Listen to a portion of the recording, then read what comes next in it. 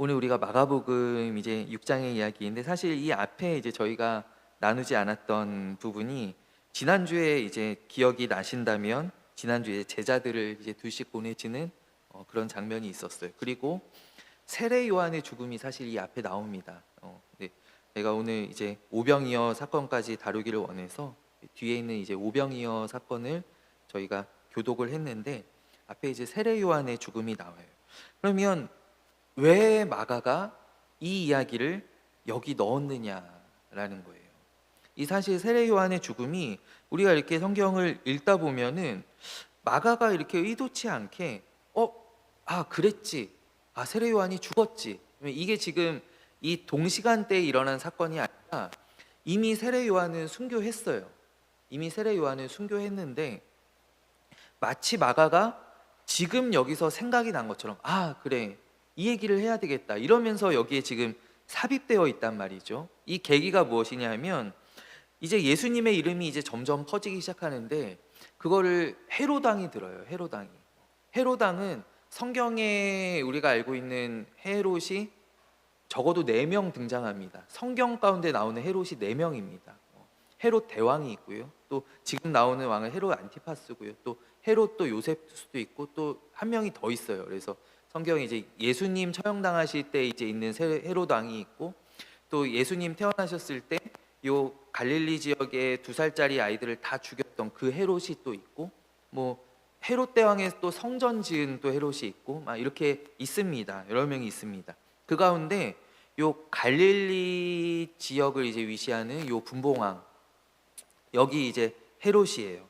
근데 이 헤롯의 이야기를 여기에 왜 넣었느냐라는 거예요. 왜 넣었느냐? 헤롯이 예수님의 이제 소문이 퍼져나기 시작하자 예수님을 가리켜 헤롯이 얘기하기를 요한이 죽은 자 가운데 살아났다. 여기 요한이 이제 세례 요한을 가리키는 것이죠. 세례 요한이 죽은 자 가운데 살아났다라고 이야기합니다. 그래서 헤롯이 이제 이 얘기하는 거를 마치 오늘 성경을 읽다 보면 이런 것 같아요. 독자들은 지금 세례 요한이 죽은 사실을 모르잖아요. 세례 요한이 죽은 사실을 모르는데 헤롯이 이제 예수님의 소문을 듣고 그가 이제 사람들한테 얘기하기를 저기 지금 갈릴리에서 활동하는 저 예수라는 사람 말이야. 저 가만 들어보니까 세례 요한이 살아난 것 같은데 이렇게 이제 얘기를 하는 거예요. 그 얘기를 전해주려고 하다 보니까 어쩔 수 없이 독자들한테 세례 요한이 어떻게 죽게 되었는지를 밝히는 것 같은 약간 그런 느낌이 없지 않단 말이죠. 이렇게 회상하듯이 삽입이 되어 있다라는 것이죠. 근데 사실 저는 이제 이 마가복음 앞에서도 계속 나누면서 제가 계속 전하고자 애쓰는 게 무엇이냐면 또 저도 그렇게 지금 이해하고자 계속 공부하는 게 무엇이냐면 이 마가복음이 이렇게 분절되어 있는 것이 아니라 어떤 하나의 큰 의도를 가지고 마가가 편집해서 기획한 이 원복음서다라는 것이에요. 당시에 이제 어려움 당하는 핍박당하는 그 교인들을 특별히 로마에 있는 헬라파 교인들을 위로하고자 또 그들에게 힘을 주고자 예수님이 어떠한 분이신지 예수님에 대해서 알려주고자 그가 의도를 가지고 편집한 책인데 그가 그 복음서를 기록했는데 거기에 뭐 뜻하지 않게 그냥 갑자기 이 세례 요한 이야기 할 수 없이 이렇게 삽입하는 경우는 아니라고 봐요. 그래서 이 세례 요한의 이야기가 등장하는 것도 마가가 다분히 우리에게 전하고자 하는 바가 있어서 그 의도를 가지고 우리에게 전하고 있다라는 것이죠. 이 이야기가 어디에 나오느냐 하면 예수님께서 제자들을 둘씩 파송하시는 전도자로서 파송하시는 그 장면 바로 뒤에 삽입이 됩니다. 그렇다라는 것은 저는 첫 번째로 읽을 수 있는 이 마가의 의도가 무엇이냐면 이제 이 복음서를 읽는 이 제자들도 이제 전도자로서 이 세상 가운데서 특별히 지금 로마에 살고 있으니까 이 로마에서 이제 사명을 감당해야 하는 교인들인데 그들이 나아가는 이 세상은 지금 당신들이 나아가야 할 이 세상은 여기 이 요한이 죽임당한 바와 같이 헤롯이 또 헤로디아가 또 그 딸은 이름이 살로메라고 우리에게 알려져 있죠. 살로메는 성경 가운데 나오는 이름은 아니고 요세푸스의 사서 가운데 이제 이 이야기가 기록되면서 그 딸의 이름이 살로메다라고 해서 뭐 이런 성서 영화 같은 거를 보면은 그 딸이 살로메다라고 해서 나옵니다. 살로메라는 이름으로 나옵니다. 특별히 뭐 여기서 좀 헷갈릴 수 있는 게 마가복음에 살로메라는 이름이 나와요. 어디에 나오냐면 뒤에 15장, 16장 말씀쯤에 예수님께서 무덤에 계실 때 아직 부활하시기 전에 무덤에 계실 때 향품을 가지고 모략을 가지고 세 여인이 찾아가거든요. 세 여인이 누구냐면 막달라 마리아, 예수님의 어머니 마리아, 그리고 이름이 분명하게 기록되어 있는데 살로메입니다. 살로메. 그래서 이제 어떤 목사님들은 이거를 이제 전할 때 헤롯의 딸이 변화받아서 예수님을 영접해서 그래서 예수님의 무덤에 찾아갔다 이렇게 하시는 분들이 옛날 목사님들 가운데 계셔요. 네, 이렇게 자료가 많지 않아서 그런 실수들이 있으리라 생각이 돼요. 근데 뒤에 나오는 살로메는 요한과 야고보의 어머니로 거의 확실시 됩니다. 여기는 헤로디아의 딸과는 다른 살로메입니다. 뒤에 보면은 예수님께서 십자가에 달리셨을 때 세 명의 여인이 십자가를 지켜요.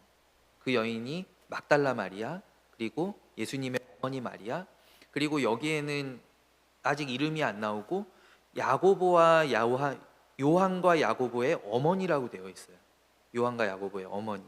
근데 다음 날 예수님께서 십자가에서 죽으시고 그 다음 날 세 여인이 무덤에 찾아가는데 막달라 마리아와 그리고 예수님의 어머니 마리아와 살로메라고 합니다. 그러니까 이 살로메라고 하는 여인이 세베대의 아내죠. 요한과 야고보의 아버지 세베대의 아내, 요한과 야고보의 어머니의 이름이다라고 거의 확실시하고 있습니다. 그래서 그 어머니의 이름이고 왜 갑자기 공주가 십자가 밑에서 예수님 쳐다볼 일은 없겠죠.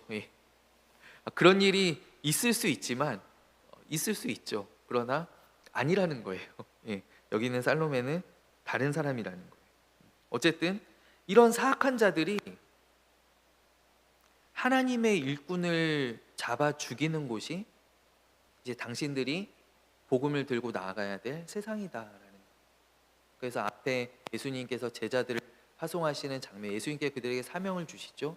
그리고 바로 뒤이어서 이 세례 요한의 순교를 덧붙이는 것은 우리에게 어떤 경각심과 또 각오를 다지는 그런 장치다라고도 볼 수 있겠죠. 또 이 죽음은 여러 가지 면에서 세례 요한의 죽음이 예수님의 죽음과 비슷합니다. 그러니까 장차 다가올 예수님의 죽음을 또 이 세례 요한 예수님께서 말씀하시기를 여자가 낳은 자 중에 가장 큰 자다라고 말씀하시죠. 그 세례 요한의 그 거룩한 자의 또 죽음을 통하여서 보여주고 있다고라고도 생각이 되어요. 이 세례 요한은 보면은 예수님은 빌라도에 의해서 죽었고 세례 요한은 헤롯에 의해서 죽었습니다. 근데 보면은 둘 다 공통점이 있죠. 헤롯도 썩 내켜하지 않았어요. 썩 내키지 않았는데 자기가 한 약속 때문에 또 주변의 사람들이 보고 있는 시선 때문에 어쩔 수 없이 세례 요한을 그냥 죽이죠. 빌라도도 사형 언도를 안 내리고 싶었어요. 보니까 죄가 없고 그리고 아내도 와서 막 만류하고 그러니까 안 하고 싶은데 폭동이 일어날 것 같고 유대인들이 하도 강하게 요구하니까 어쩔 수 없이 언도하죠. 그러니까 어떤 이런 부분들이 또 비슷하고요. 그러나 그들이 그렇다라고 해서 떠밀리듯이 했다라고 해서 그들의 죄가 뭐 희석되느냐 그런 것은 절대 아니죠. 근데 어쨌든 그 책임 있는 자리에서 그들이 어쨌든 언도하였기 때문에 그들이 하라고 했기 때문에 그 세례 요한 또 예수님 또 거룩한 하나님의 자녀들이 이렇게 죽임을 당하게 되었다. 또 무엇이냐면 요한은 그 시신들을 제자들이 와서 수습해 줍니다. 예수님도 마찬가지 십자가에 달려 돌아가신 후에 그 숨어 있던 제자 요셉이 와서 예수님의 시신을 수습하고 자기의 무덤에 이제 그 시신을 모시게 되죠. 이런 것들이 이제 뒤에 있는 어떤 예수님의 죽으심을 또 세례 요한의 죽음이 먼저 떠올리게 한다라는 거예요. 그리고 또 한 가지 제가 좀 읽다가 이렇게 주목해서 본 것은, 오늘 이 헤롯이 뭐라고 얘기하냐면 예수님의 이야기를 들어요. 헤롯이 예수님의 이야기를 듣는데 예수님을 가리켜서 뭐라고 이야기하냐면 세례 요한이 죽은 자 가운데서 살아났다라고 얘기하는 거예요. 근데 이게 굉장히 좀 이렇게 전곡을 찌르는 이야기인 것 같아요. 왜냐하면 예수님과 세례 요한이 보여지는 모습을 우리가 보면은 두 사람은 정반대인 사람 같거든요. 그렇지 않습니까? 세례 요한은 광야에 홀로 있었고요. 그 낙타 가죽으로 옷을 해 입었고 메뚜기와 석청을 먹으면서 그가 살았었고, 근데 예수님은 그렇지 않죠. 예수님은 마을로 다니시면서 또 사람들과 늘 잔치하고 사람들과 어울려서 먹고, 그래서 그 막 요한의 제자들도 그렇고, 야 왜 너희 선생님은 금식하지도 않고, 막 바리새인들도 막 그러잖아요. 앞에 왔던 세례 요한은 그렇게 경건하고 금식 많이 하고 그렇게 절제하고 그랬는데 도대체 당신은 왜 그러느냐, 당신 제자들은 도대체 왜 그 모양이냐, 막 이런 얘기들을 하잖아요. 그러니까 보면은 이게 믿는 사람들이 봐도 또 종교인들이 봐도 예수님과 세례 요한은 어떻게 보면 그 보여지는 모습들이 대척점에 있는 사람 같다라는 거예요. 공통점이 느껴지지 않는. 근데 오늘 헤롯이 굉장히 전곡을 찌르면서 얘기해. 예수님께서 사실 그 보여지는 모습, 예수님의 소문을 들었어요.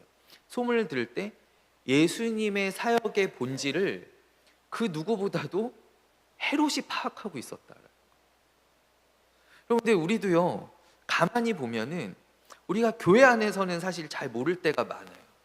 교회 안에서는 잘 모르는데 외부에 있는, 밖에 있는 믿지 않는 사람들이 가끔씩 이렇게 촌철살인의 말을 해줄 때가 있어요.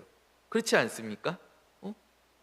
그걸 좀 고쳐야 되겠는데? 뭐 이러면서 우리 맨날 여기서 예배드려도 잘 못 보는 거를 이렇게 와서 여기 뭐 페인트 좀 바꾸면 사람들이 더 많이 오겠네, 막 이런 얘기들만 해줄 때가 있어요. 근데 오늘 마치 그런 것 같은 그런 장면이 오늘 이 악인이잖아요.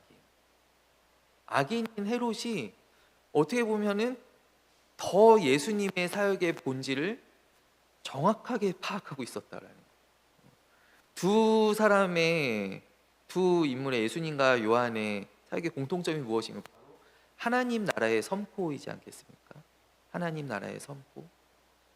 근데 그것이 전혀 다른 방법, 다른 모양으로 나타나죠. 요한은 어떤 정말 먼저 온 광야에 외치는 자의 소리로서, 회개하라라고 외치는 자의 소리로서 그것이 나타난다라고 하면은, 예수님께서는 각 마을에 다니시면서 고치시고 또 가르치시고 사람들의 죄를 용서해 주시고 귀신을 쫓아내 주시고 이러한 사역들을 통해서 나타나는데, 그 본질은 둘 다 동일하거든요. 바로 하나님의 나라가 지금 임하고 있다. 하나님 나라의 사역을 하고 있는 거죠. 그것을 오늘 어떻게 보면은 헤롯이 정말 딱 집어서, 저 예수님의 소문을 들을 때 헤롯이 저거 세례 요한이 하던 일인데, 이렇게 딱 알게 되는 게 너무 신기하지 않습니까? 그렇다는 거예요. 그리고 또 한 가지 이 이야기 앞에는 바로 예수님께서 제자들을 보내시는 장면이 나옵니다. 그리고 이 이야기 뒤에는 바로 무엇이 나오냐면 예수님께서 들에서 베풀어 주시는 잔치가 나옵니다. 잔치가 바로 오병이어의 기적이죠.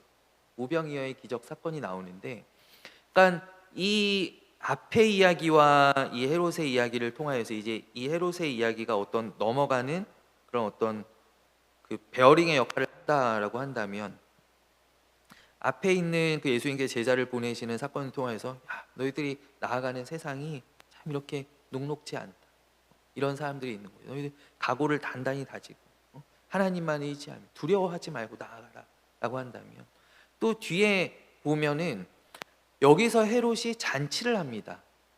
생일 잔치를 해요. 사람들을 막 불러놓고 하죠. 근데 그 자리에 살로메가 와서, 딸이 와서 춤을 춥니다. 춤을 추고, 그리고 이 잔치를 통해서 결국 어떤 결과가 나타나게 되냐면 세례 요한이 죽임을 당하게 되죠.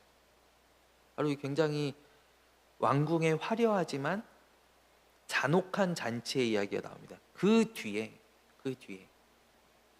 전혀 화려하지 않고 먹을 것이 없지만 그러나 풍성한 또 나눔이 있는, 사랑이 있는 바로 예수님의 잔치가 바로 뒤이어서 등장한다라는 거예요.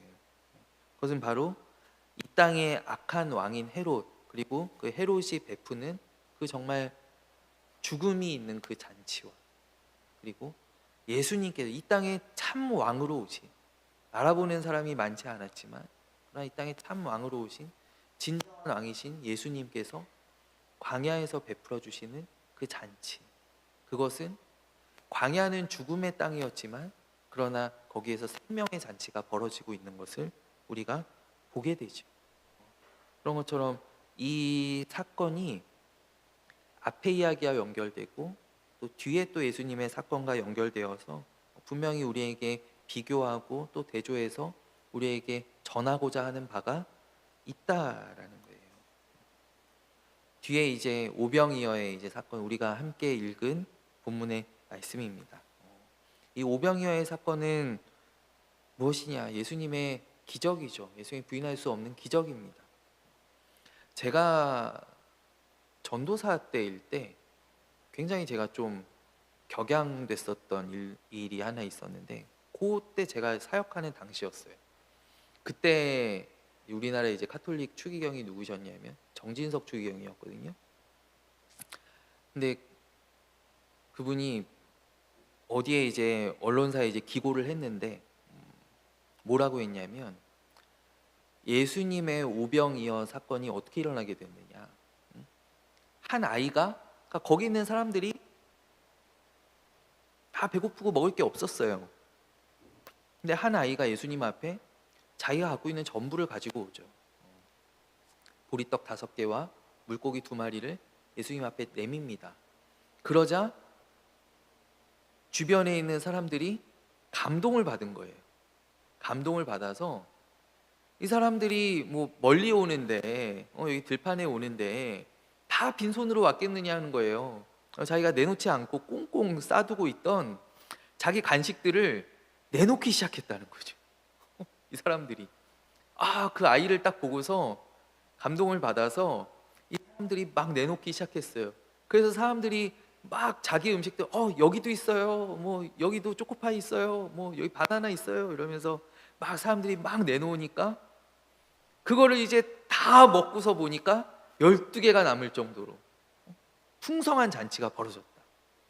이게 기적이다. 그러니까 우리도 뭐 교훈은 확실하죠. 우리도 내놔야 된다. 우리도 먼저 베풀면 이 나눔이 전염이 되듯이, 여기에서 전염되듯이 우리의 나눔이, 우리의 베품이 전염되어서 이렇게 일어나는 거다. 제가 보고 정말 열받았었어요. 정말 뭐 이런 양반이 도대체, 여러분, 만약에요, 뭐 정황적으로 이해할 수 있다라고, 저는 이해가 안 되는데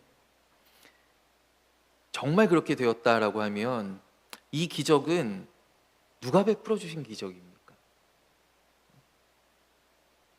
이 아이가 베푼 기적이잖아요. 그렇지 않나요, 여러분? 정말 뭐 그때 카톨릭이 좀 그래요. 이게 수요일 같으면 이게 녹화가 안 돼서 괜찮은데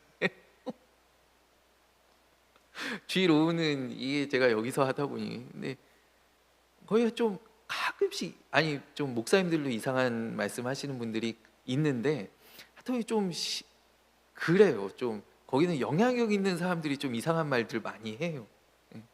여러분, 절대 아니에요. 절대 아니에요. 이거는 부인할 수 없는 예수님의 기적이고, 이거는 예수님께서 베풀어 주신 천국의 잔치를 우리에게 보여주는 거예요. 이게 구약에도 이런 이야기들이 있습니다. 이 먹이는, 이거를 그 또 이렇게 신학 서적들을 제가 가끔씩 보니까 급식 사역이라 그러더라고요. 급식 사역. 그래서 저는 이 말은 너무 초등학교 생각나서 제가 잘 쓰고 싶지 않은데, 이 급식 사역이, 여러분 그 어디 지금 생각나시는 게 엘리야와 사르밧 과부의 이야기가 있죠. 엘리야와 사르밧 과부가 그 마지막 남은 그 가루 한 움큼과 그리고 기름 조금으로 엘리야에게 음식을 만들어 주었을 때 그 병에서, 그 통에서 기름과 가루가 마르지 않았다 그래요. 거기서 계속, 그게 뭐 옆에 있는 이웃들이 뭐 목사님께 만들어 드렸다면서, 그러면서 옆에 있는 이웃들이 막 내가 기름 더 갖다 줄게, 여기 우리 가루도 마음껏 퍼먹어, 그러면서 갖다 줬을까요? 거기에서 일어난 기적이라는 거예요. 기적이, 하나님의 기적이에요. 또 뒤에 보면은 열왕기서에 엘리사가 이렇게 떡과 이제 채소로 100명의 사람들을 먹이는 이야기가 나옵니다. 100명의 사람, 음식이 부족한데 엘리사가 기도하고 나눠 주었더니 100명의 사람이 넘치게 먹었다라고 해요. 그러한 기적들이 이제 있는데, 바로 오늘 나오는 이 예수님의 오병이어 사건이 그 절정이다라는 거예요. 그 절정. 그리고 여러분 한번 생각을 해보세요. 이게 보통, 저는 사실 성경의 단위가, 이거는 제가 조금 물음표가 있긴 한데, 보통 단위를 이제 남자 5천 명 이렇게 하는데, 애굽에서 나오는 장정이 60만 명. 옛날 사람들은 조금 이 숫자를 과장하는 면이 없지는 않습니다.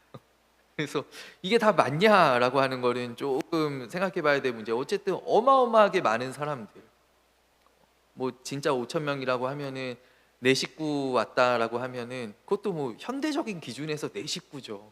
옛날에 내 식구가 어디 있어요? 옛날에 내 식구 있으면 애기 안 낳은 거예요. 예수님도 형제자매가 7남매였다고 하잖아요. 예수님의 형제자매가 7남매인데 그렇게 다 몰려왔다라고 치면은 수만 명의 사람들이 모여 있는데, 예수님께서 축사하시고 나눠 주었어요. 그리고 12바구니가 남았다? 그러면 많이 남은 겁니까? 적게 남은 겁니까? 적게 남았죠. 다 배불리 먹고요. 제가요, 그냥 제가 전에 교회 이렇게 얘기하면은,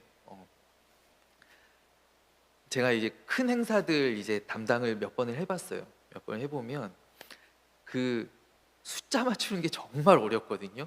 숫자 맞추는 게 정말 어려워요.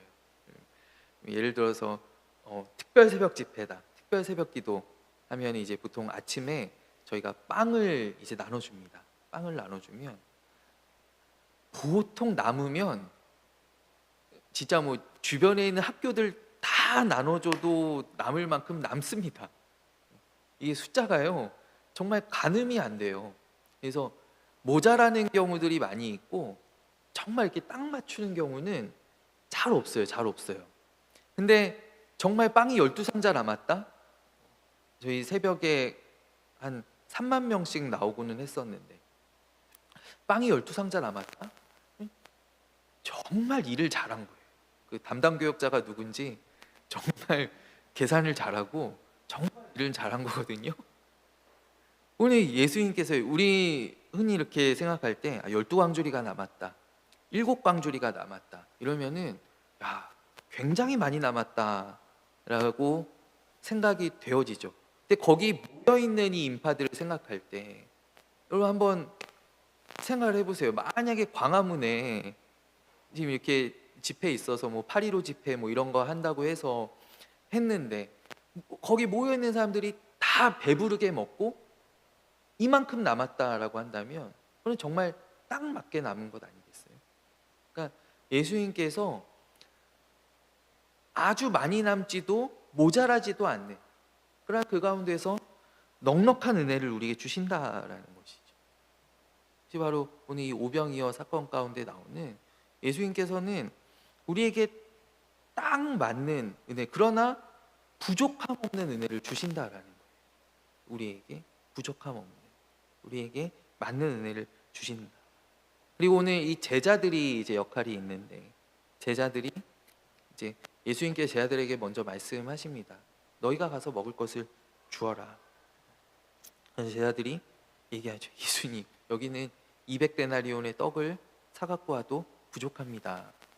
그렇다라는 건 무엇이냐면 여기는 그래도 떡 싸울 만한 어떤 마을이나 가게가 가까이 있었다라는 거예요. 근데 뒤에 바로 뒷장에 보면은 이 칠병이어의 사건이 나오거든요. 칠병이어의 사건.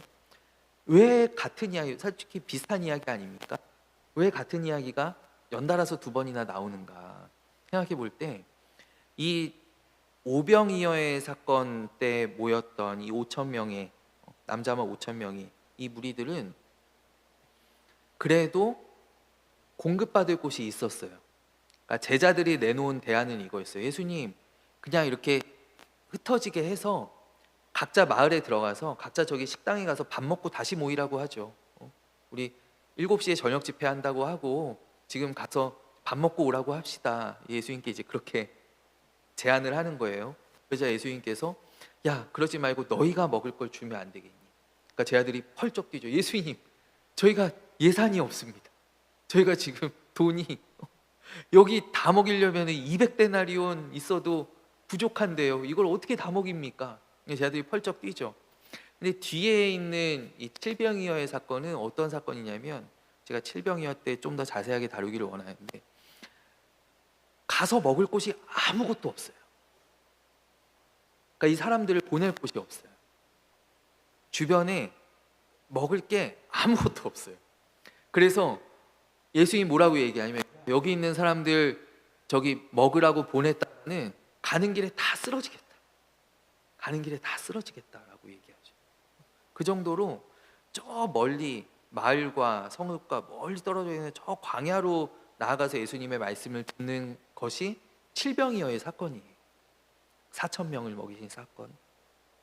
그러니까 두 가지가 굉장히 왜 같은 이야기를 두 번이나 이렇게 하지? 근데 사실 성격을 보면 굉장히 모인 무리들도 그렇고 성격이 다른 이야기다라는 것이죠. 그래서 이게 조금 더 뒤에 자세하게 이야기하도록 하고, 오늘 이 제자들이 한 일이 가만히 보면 어떤 사건과 비슷하냐면 가나의 혼인잔치 사건과 비슷합니다. 가나의 혼인잔치. 예수님께서 제자들에게 주라라고 말씀하십니다. 제자들이 우리는 사실 가진 게 없죠. 예수님, 제가 가진 게 없는데, 저희 돈이 그만큼 있어야 될 것 같은데 예수님 어떻게 하지요? 라고 할 때 예수님께서 그 어린아이가 가져온 빵과 그 생선을 가지고 축사하시고 누구를 통하여 나눠주시냐면 제자들을 통하여서 나눠주신다. 그러할 때 제자들이 다 나누어 주고, 예수님 말씀대로요. 예수님 말씀대로 다 나누어 주고, 그러고 12광줄이나 이렇게 남는 음식들을 다시 모았다라는 것이죠. 여러분, 가나의 혼인 잔치에서도요, 하인들이 이제 있는데, 그들은 예수님 생전 처음 본 하인들입니다. 도대체 누구지? 근데 예수님의 어머니가 부탁하기를 묻지도 따지지도 말고 이분이 시키는 대로만 해라. 예수님 시키는 대로만 해라 라고 했을 때 예수님께서 그들에게 뭐라고 얘기하십니까? 물을 떠서 갖다 주라고 얘기하시. 물을 떠서 갖다 주라 라고 할 때 이 하인들이 이 포도주를 모든 잔치 가운데 배달하는 그런 일꾼이 된 거예요. 그렇다라고 하면 저는 오늘 이 오병이어의 사건을 제가 묵상할 때 예수님께서 우리에게 주신 사명들이, 예수님께서 우리에게 말씀하시죠. 너희가 가서 기도해주고, 너희가 가서 베풀어주고, 너희가 가서 전도하고. 예수님, 저희는 지금 이제 막 30명 모이기 시작하는데요. 오늘 30명 못 하는데요. 예수님, 저희는 예산이 한 달에 이만큼밖에 안 돼요.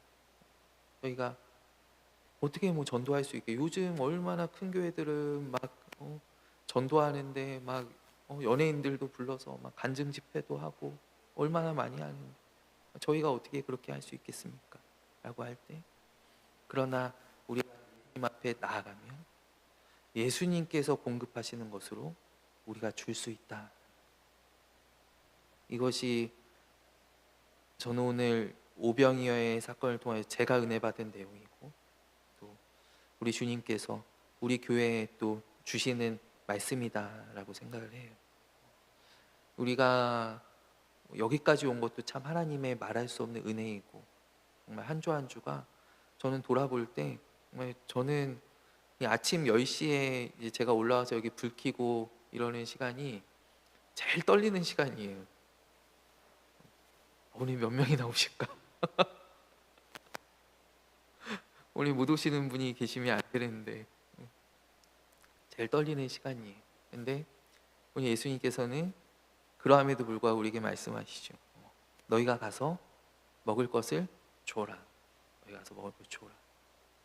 우리가 그 예수님께 믿음으로 순종할 때 결국 우리가 주게 되는 것입니다.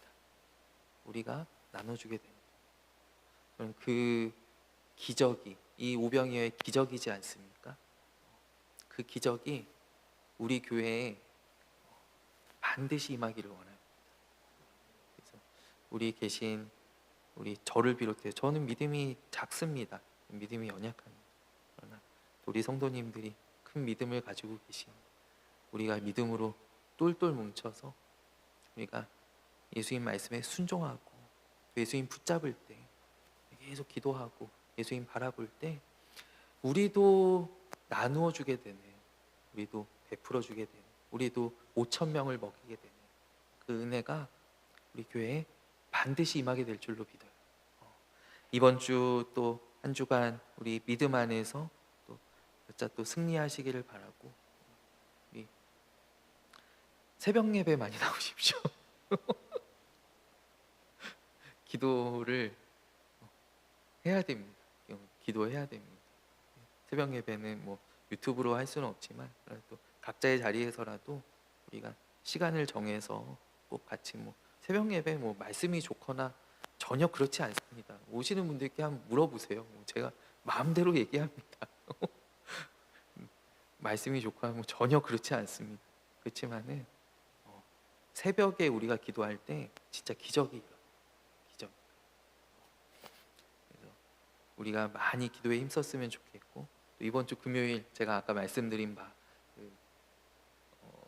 작은 콘서트 많이 기억해 주시고 또 많이 또 좀 알려주시고 오시면은 좋겠어요. 많이 오시면 좋겠어요. 한 주도 또 주님과 함께 승리하는 믿음의 복된 성도님들 되시기를 간절히 원합니다. 우리 시간 함께 기도하겠습니다.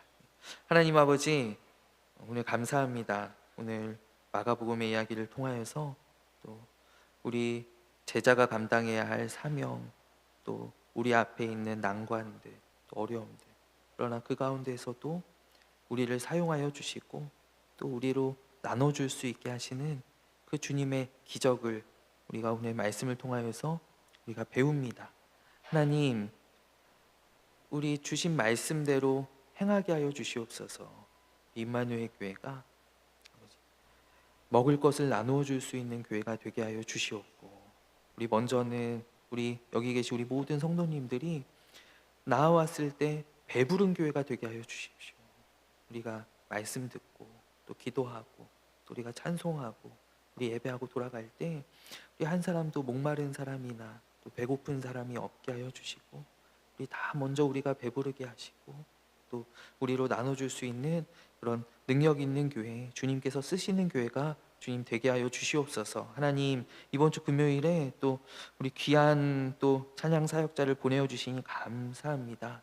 하나님, 우리 지난번 또 작은 음악회와 같이 우리 이 본당이 차고 넘치기를 주님 소원합니다.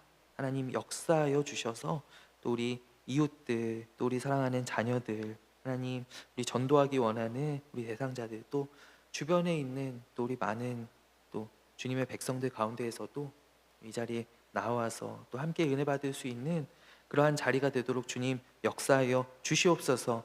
오늘 돌아가시는 발걸음들 한 분 한 분을 주님 지키시고 동행하여 주시고, 또 이 한 주가 또 예수 그리스도 안에서 승리하는 복된 한 주가 될 줄로 믿습니다. 어디에서 또 무엇을 하든지 우리 가정과 또 우리 사업장, 또 우리의 직장, 우리의 모든 삶의 자리 주님께서 지켜주시고 복 내려 주시옵소서. 예수 그리스도의 이름으로 간절히 기도하옵나이다. 아멘. 이제는 우리 주 예수 그리스도의 은혜와 하나님 아버지의 사랑과 성령님의 교통하심이 오늘 사랑하는 우리 모든 임마누엘 교회, 우리 주님의 백성들 머리 위에, 또 그 가정과 자녀들, 또 우리의 모든 기도의 제목들 가운데 이제로부터 영원까지 함께하옵시기를 간절히 축원하옵나이다. 아멘.